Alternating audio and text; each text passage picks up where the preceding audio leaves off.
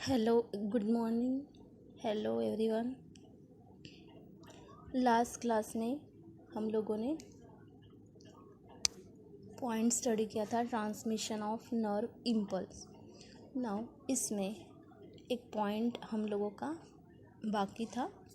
The nerve membrane not only has leakage channel but also has many gated channel for the sodium and potassium. ये जो nerve membrane है, neuron की membrane है, इसके पास only only leakage channel present नहीं है, तो उसके साथ साथ सोडियम एंड द पोटेशियम के गेटेड चैनल प्रेजेंट है। And these are also called as a voltage gated channel. इसे ही जनरली क्या बोला है? वोल्टेज गेटेड चैनल बोला है। इट मीन्स दैट क्या, तो ये चैनल पर्टिकुलर आयंस को अलाउ कर रहे हैं, सोडियम एंड पोटेशियम आयन को अलाउ कर रहे हैं। इसकी वजह से इसे हम लोग क्या बोलेंगे? Gated channel. किसके लिए? सोडियम एंड द पोटेशियम के लिए। This channel enable the neuron to change its membrane potential to active potential in response to the stimulus. अभी ये ये चैनल क्या करेंगे? जनरली इनेबल को न्यूरॉन को पर्टिकुलर जनरली जो रिस्पॉन्स है, हम मेम्ब्रेन किसको रिस्पॉन्स देती है? स्टिमुलस को रिस्पॉन्स देने के लिए कुछ टाइम तक रोकेंगे। And the sodium and potassium gated channel are separate, so transport of the both this ion is separately done. अभी देखिए यहाँ पे सोडियम एंड पोटेशियम जो चैनल है, ये कैसे है? सेपरेट है। सो क्या होगा? सोडियम का भी ट्रांसपोर्ट जनरली डिफरेंट होगा, एंड द पोटेशियम का भी जो भी सेपरेशन है वो कैसा होगा? Separate sodium and the potassium का जनरली हम लोग बोल सकते हैं चैनल की वजह से जनरली सेपरेटली ट्रांसपोर्ट इसका होता है। However during the resting potential, जब रेस्टिंग पोटेंशियल आता है तब both these gates are closed and the membrane resting potential is maintained। फिर जब रेस्टिंग पोटेंशियल जब आता है, कोई भी स्टिमुलस नहीं होता है, तब ये जो गेटेड चैनल है ये जनरली क्लोज हो जाते हैं।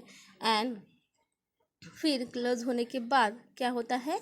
जो मेम्ब्रेन का रेस्टिंग पोटेंशियल है वो कैसे हो जाता है? मेंटेन हो जाता है। देखिए यहाँ पे आप लोगों को ये पॉइंट में दिया है द नर्व मेम्ब्रेन के पास, न्यूरॉन मेम्ब्रेन के पास जनरली लीकेज चैनल भी होता है एंड मेनी गेटेड चैनल होते हैं फॉर किसके लिए? For the sodium and the potassium. और इसे ही हम लोग क्या बोलते हैं? वोल्टेज गेटेड चैनल बोलते हैं। और ये जो चैनल होते हैं जनरली न्यूरॉन को एक पर्टिकुलर रिस्पॉन्स देने के लिए, स्टिमुलस को रिस्पॉन्स देने के लिए रोकते हैं। And the sodium and potential gated channel generally separate होते हैं। सो ट्रांसपोर्ट ऑफ ये जो आयन है इसका ट्रांसपोर्ट सेपरेटली होता है। और जब रेस्टिंग पोटेंशियल होता है तब ये गेटेड चैनल क्लोज होते हैं एंड वहाँ पे रेस्टिंग पोटेंशियल मेंटेन होता है। नाउ नेक्स्ट पॉइंट देखेंगे हम लोग, generation of nerve impulse. Now ये जो नर्व इम्पल्स है ये कैसे जनरेट होती है? तो सबसे पहले depolarisation. What is exact depolarisation? अभी देखिए डीपोलराइजेशन में the origin and maintenance of resting potential depend on the original perfect state. देखिए जो भी मेम्ब्रेन है, नर्व इम्पल्स जो आ रहा है, हम लोगों को क्या करना है अभी? जनरेशन ऑफ नर्व इम्पल्स कैसे जनरेट होती है? तो उसमें फर्स्ट पॉइंट दिया है डीपोलराइजेशन। नाउ डीपोलराइजेशन में the origin and maintenance of the resting potential, generally resting potential में हम लोग क्या बोलेंगे? जब कोई भी स्टिमुलस कैरी नहीं करेगा नर्व मेम्ब्रेन, तो उसका generally maintenance and the origin, ये किसके ऊपर डिपेंड है? Depend on the original perfect state. उसकी जो पर्टिकुलर स्टेट है, परफेक्ट स्टेट, उसके ऊपर डिपेंड है। एनी चेंज और disturbance to the membrane will causes sodium to enter the membrane and lower the potential difference less than -70 milli voltage. देखिए यहाँ पे अगर यानी चेंज हो रहा है और डिस्टर्बेंस हो रहा है किसमें, द मेम्ब्रेन में, न्यूरॉन के मेम्ब्रेन में यानी डिस्टर्बेंस आ रहा है, अदरवाइज चेंज आ रहा है, तो क्या होगा, ये क्या करेगा, सोडियम को एंटर करेगा इनटू द लोअर मेम्ब्रेन, और सोडियम जो आयन है उसको लोअर मेम्ब्रेन में एंट्री देगा, एंड जनरली जो पोटेंशियल डिफरेंस है उसको लो कर देगा, मीन्स क्या, कितना, less than -70 mV, and this make the membrane more permeable to the sodium. और क्या होगा, जनरली ये मेम्ब्रेन क्या करेगी, पोटेंशियल डिफरेंस आया, जनरली सोडियम आयन एंट्री कर गए इनसाइड मेम्ब्रेन के इनसाइड, तब क्या होगा, पोटेंशियल डिफरेंस वेरी लेस हो जाएगा। वेरी लेस मीन्स क्या, नियर अबाउट -70 mV, एंड इसके वजह से क्या होगा, this make the membrane more permeable to the sodium. फिर क्या होगा, ये जो मेम्ब्रेन है, एक बार सोडियम ने एंट्री तो कर ली, पर फिर से पोटेंशियल डिफरेंस क्रिएट होने की वजह से जनरली सोडियम पॉजिटिव आयन को ज़्यादा एंट्री देगा, and so there will be the rapid reflux of the sodium ion. तो इसके वजह से क्या होगा, most of the sodium ion across generally membrane के इनसाइड हम लोगों को ज़्यादा दिखेंगे। इसकी वजह से हम लोग क्या बोलेंगे, there is a rapid influx of the sodium, and this property is peculiar to the nerve membrane.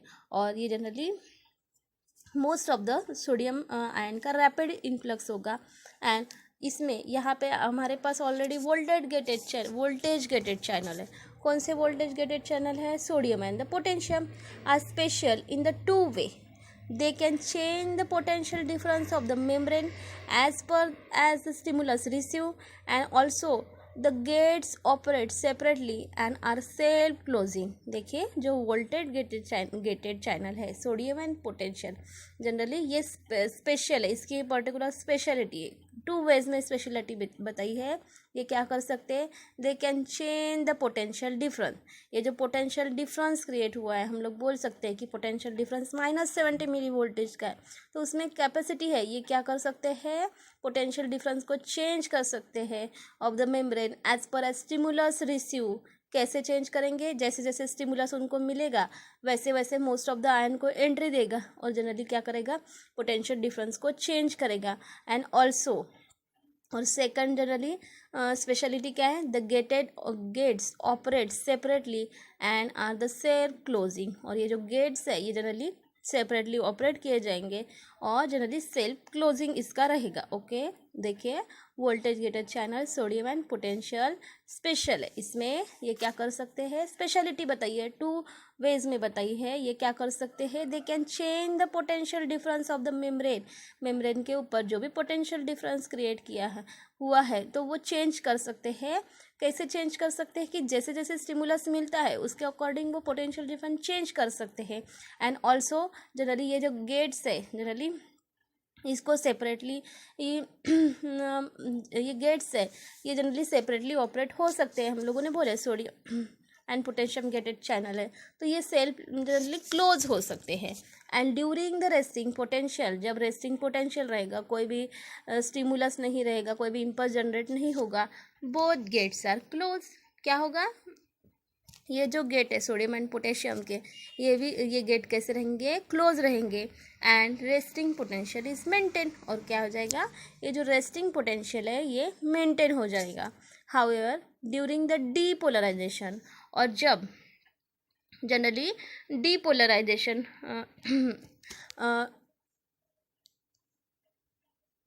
जब डीपोलराइजेशन होगा तो सोडियम गेट्स ओपन रहेंगे बट पोटेशियम गेट क्लोज रहेंगे।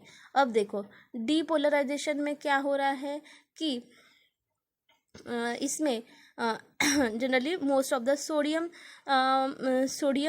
का जो आयन है राइट, तो ये सोडियम जनरली उसके ऊपर पॉजिटिव चार्ज रहेगा, तो इसकी वजह से most of the sodium ion को एंट्री रहेगी। इसकी वजह से जनरली सोडियम गेट ओपन रहेंगे, most of the sodium ion का एंट्री होगा इनसाइड द मेम्ब्रेन।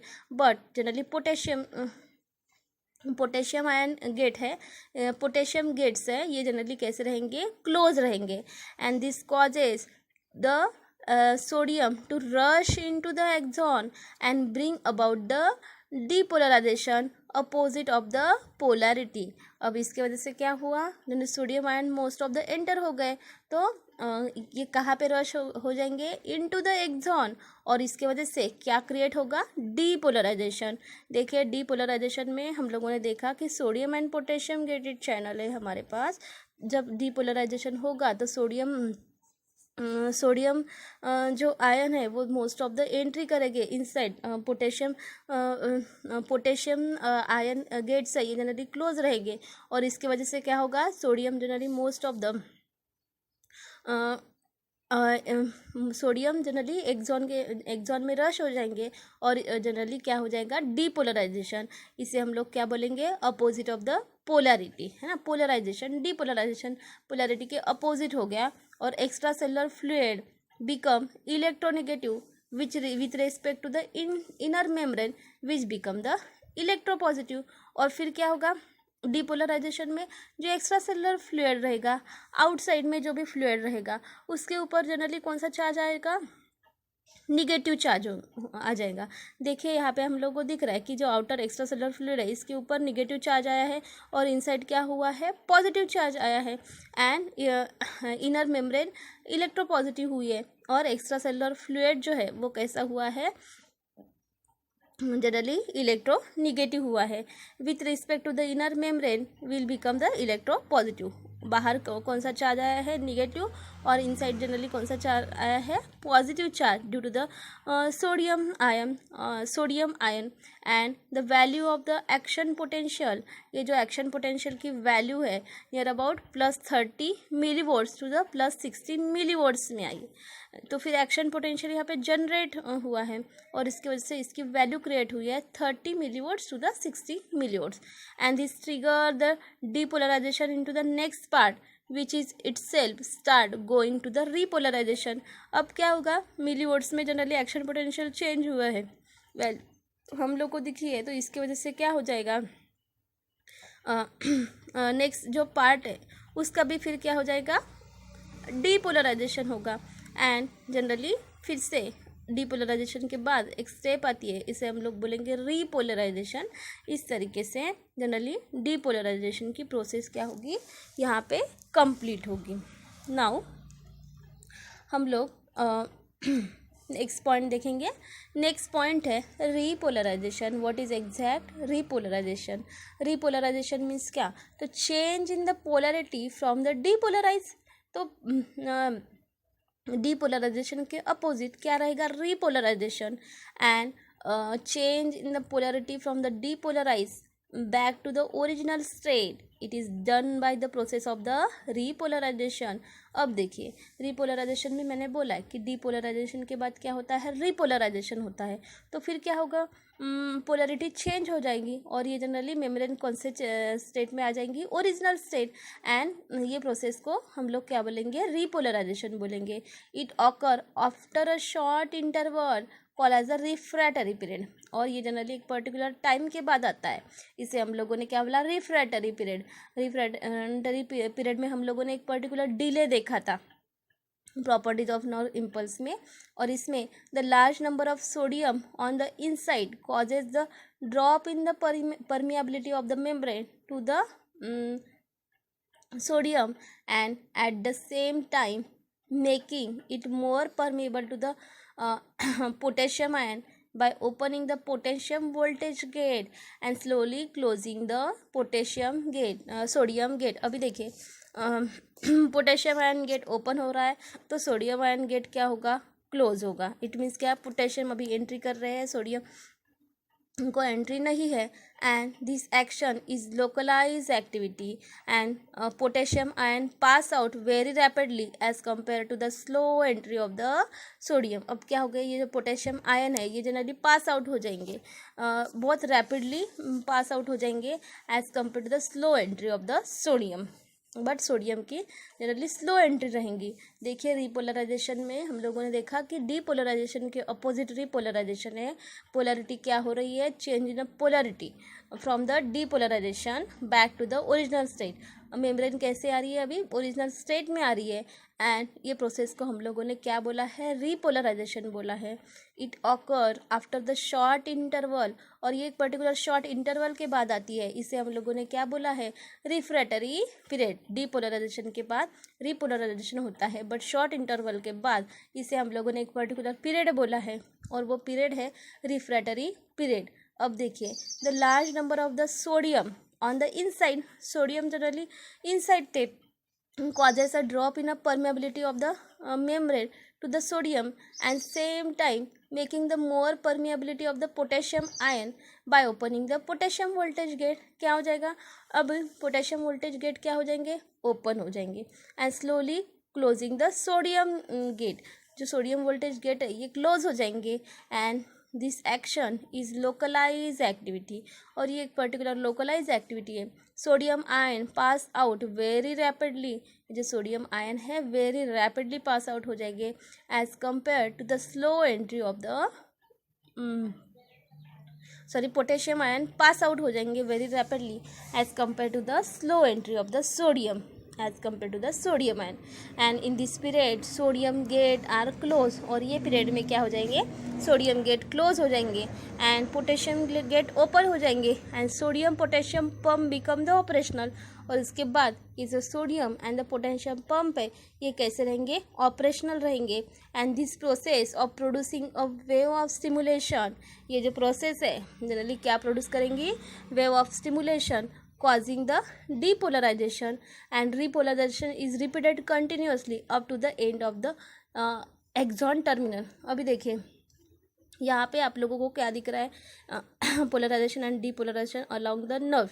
देखिए आप लोगों को यहाँ पे एक्सॉन दिख रहे हैं, यहाँ पे देखिए रीपोलराइजेशन दिख रहा है। रीपोलराइजेशन में इनसाइड मेम्ब्रेन में निगेटिव चार्ज, आउटसाइड मेम्ब्रेन में पॉजिटिव चार्ज डेवलप हुआ है। ओके, अब फिर से इसमें क्या हो रहा है, सोडियम आयन को एंट्री दे रहा है, एंट्री मिल रही है, और पोटेशियम जनरली रिलीज हो रहे हैं।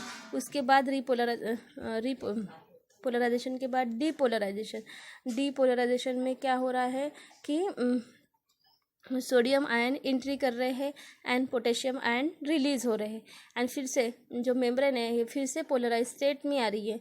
उसमें जो आउटर वॉल है उसके ऊपर पॉजिटिव चार्ज डेवलप हो रहा है and inside generally negative charge हो रहा है। तो चार्ज डिपेंड है कि कौन से मॉलिक्यूल इनसाइड जनरली एंट्री कर रहे हैं। इसी तरीके से देखिए यहाँ पे पर्टिकुलर स्टिमुलस अप्लाइड हुआ है, ये एक्साइटेड एक्सॉन है। तो क्या हुआ, स्टिमुलस के वजह से सोडियम गेटेड चैनल को एंट्री दे रही है membrane, and potassium generally release हो रहा है आउटसाइड। तो इसके वजह से क्या हो रहा है, इनसाइड पॉजिटिव चार्ज डेवलप हुआ है, और आउटसाइड मेम्ब्रेन में कौन सा चार्ज हुआ है डेवलप, निगेटिव चार्ज हो रहा है। इसके वजह से क्या हो गया है, depolarisation.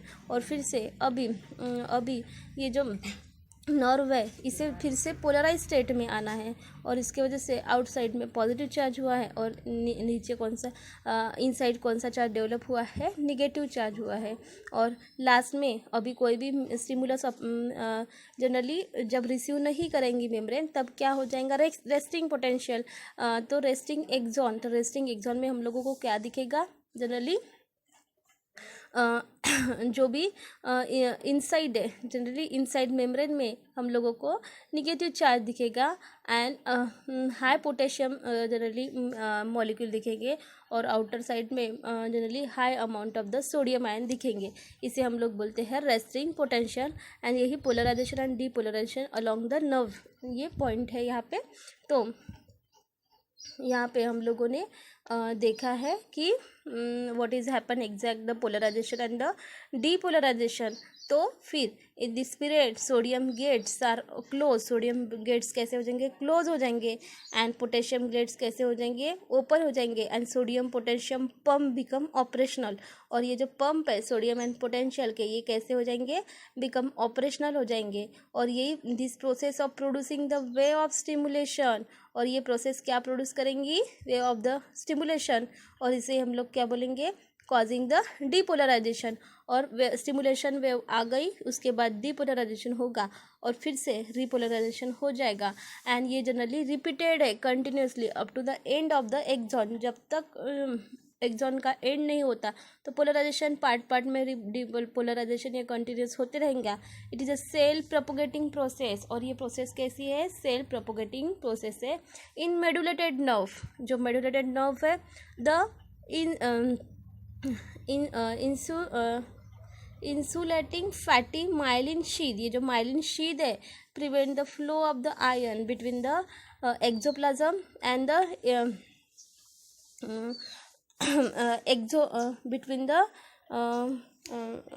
Generally extra cellular fluid. देखिए यहाँ पे इंसुलेटिंग माइलिन शीथ है, जनरली क्या करेंगी, generally flow of the ion को प्रिवेंट करेंगे, किसके बीच में, between the axoplasm and the extra cellular fluid and the transport pump and the gated channel can operate only in the region of the node of the Ranvier। फिर क्या हो जाएगा, ये जो ट्रांसफर पंप है एंड द गेटेड चैनल है, ये operate होंगे कब, only the region of the node of the Ranvier where myelin sheath is absent. और वो नोड ऑफ रैनवियर में क्या है, माइलिन शीथ जनरली अब्सेंट है। तो and the action potential cannot travel as the way of membrane and depolarization, it has jumped from the node to node। और इसमें क्या हो जाएगा, ये जो जंप है नोड टू नोड रहेगा। नेक्स्ट हम लोग नेक्स्ट टॉपिक नेक्स्ट क्लास में स्टडी करेंगे।